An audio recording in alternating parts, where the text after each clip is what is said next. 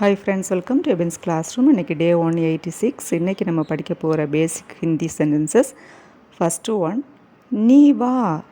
நீ வா. தும் ஆவோ. தும் ஆவோ.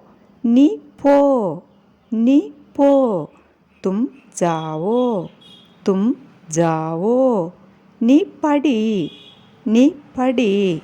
தும் படோ. தும் படோ. நீ தூங்கு. நீ தூங்கு. தும் சோவோ. தும் சோவோ.